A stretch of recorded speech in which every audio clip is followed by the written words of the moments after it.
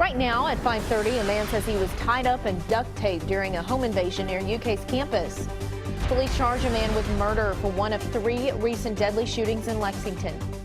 And a business owner is thanking the community after recovering from severe burns. Tracking, alerting, protecting. This is WKYT This Morning. Good morning and welcome in. Hope you're having a great start to your day before Friday.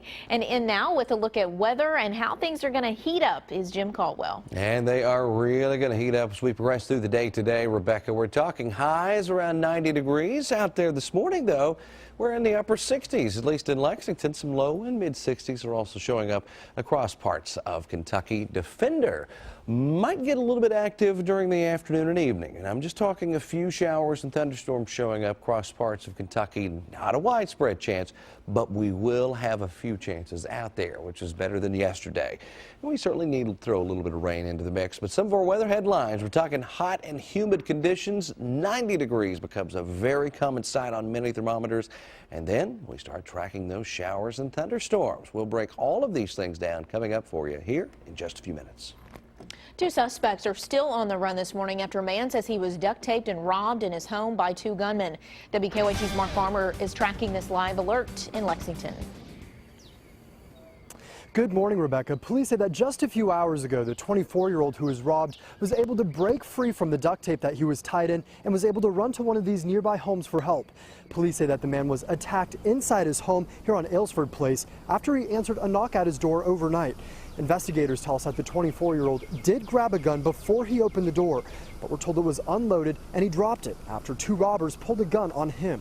According to police, the gunman told them to give them cash and drugs. That's when police say that they forced their way inside his home, tied him up with duct tape, and robbed him. After the man got free and ran for help, he told police that the 2 men were in their 20s or 30s. Now, police say, of course, they do not have a lot to go on at this point, but they say they are still working to find those 2 robbers. Live in Lexington, Mark Barber, WKYT. Well, after a violent week, a Lexington man is in jail this morning charged with murder. Police arrested 21-year-old Jermaine Anderson on Sunday. They say he shot and killed Montez Graves that night on Whitney Avenue and injured Freddie Spillman. The 2 men are brothers. Their uncle, Ronnie Graves, was also shot and killed hours later just 1 street over on Charles Avenue. No arrests were made in that case. New this morning, investigators in Maryland busted a large cockfighting farm. More than 200 birds were confiscated, and the owner of the farm is actually linked to cockfighting in Kentucky. WKYT's Hillary Thorne is our live desk to explain. Good morning. Police say hundreds of birds were bred and sold for cockfighting at Ethan Harmon's Maryland property. Harmon, seen advocating for legalization of cockfighting on his Facebook page, is also seen in undercover video participating in cockfighting here in Kentucky. The video from 2010 shows Harmon as 2 roosters with sharp artificial spurs fight to their death in a ring as spectators place bets. Harmon's property in Maryland was searched this week, and police say with the help of the U.S. Humane Society, more than 250 birds were confiscated. Investigators say hundreds of birds were bred and sold at the property only to be used in cockfighting. Police say on Harmon's Facebook page they found pictures showing him covered in feathers, posing with his winnings from events like the one he was seen in attendance at here in Kentucky. Investigators say on his page he admits he is a cockfighter and advocates for its legalization. He now faces 67 counts of animal cruelty and 22 charges for possession of cockfighting paraphernalia. We believe they're being primarily bred for the purpose of fighting. We also found evidence that birds were being trained at that facility. Just last year, what police say was one of the nation's largest cockfighting rings was shut down here in Kentucky. 51-year-old Walter Dale Stumbo pleaded guilty in the case. Several others, including his wife and son, were charged with helping run the cockfighting ring at the Big Blue Sportsman's Club in Floyd County. At the live desk, Hillary Thornton, WKYT. All right, thanks, Hillary. An elected official is due in court today accused of harassing a young woman. That woman recorded her conversation with Perry County Clerk Haven King. She says he followed her for miles and harassed her for driving a car with a handicap sticker. King will be arraigned today on charges of harassment, reckless driving, menacing, and stalking. A Fayette County jury has convicted a man of sexually abusing a co-worker. The Herald-Leader reports that Clyde Sexton was found guilty last night of third-degree sexual abuse. The jury recommended a 90-day jail sentence and a $250 fine.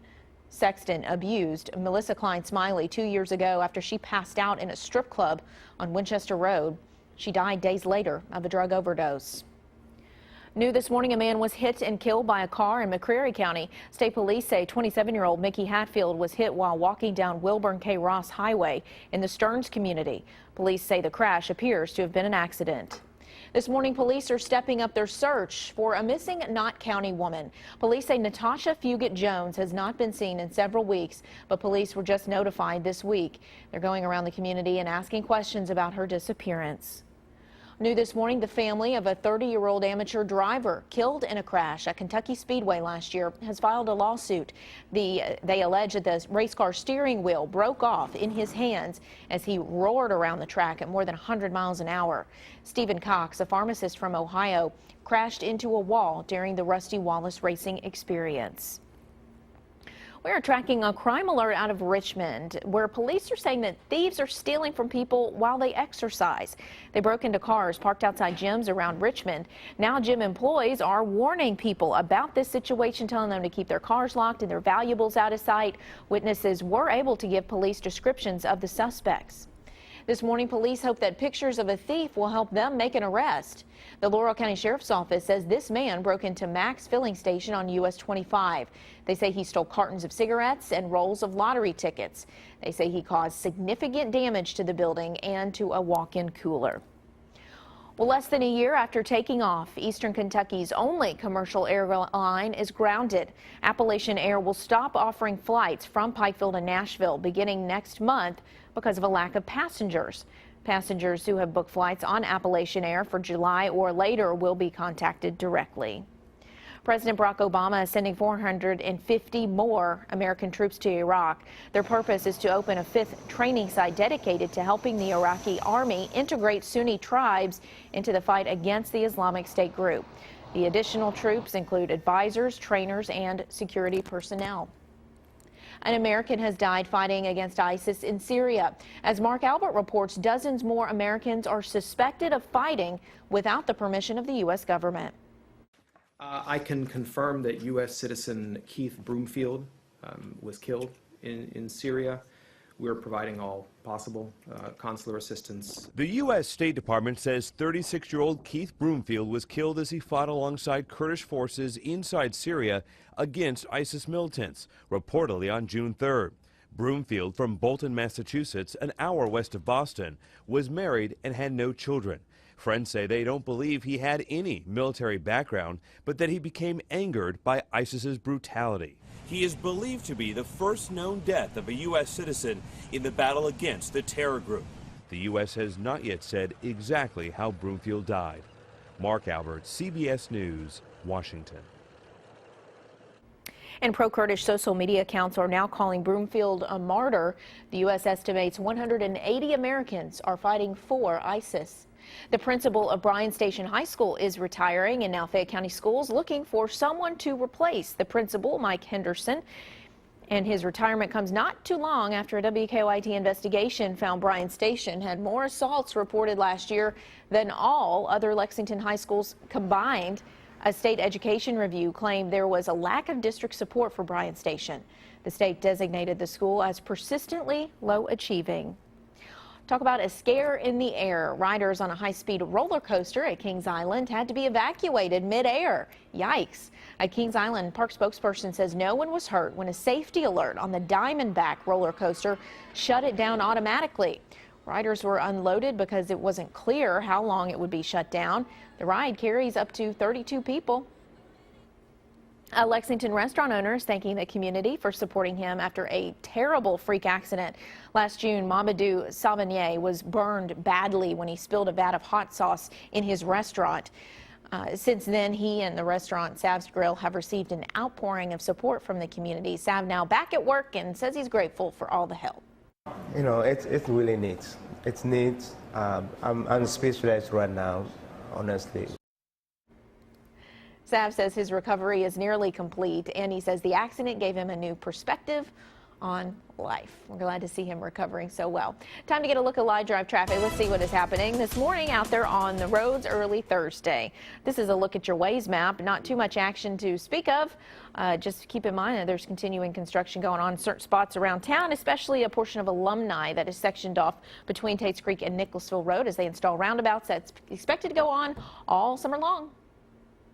There's still a whole lot more to come this morning. Some of this fresh produce nearly ended up in the trash. I'm Marley Hall in New York with a surprising new survey about wasted food. And we will be getting in on some heat and humidity later today. Highs get up to around 90 degrees, and this is just the beginning. We'll keep tracking that heat. I'll have the latest coming up for you.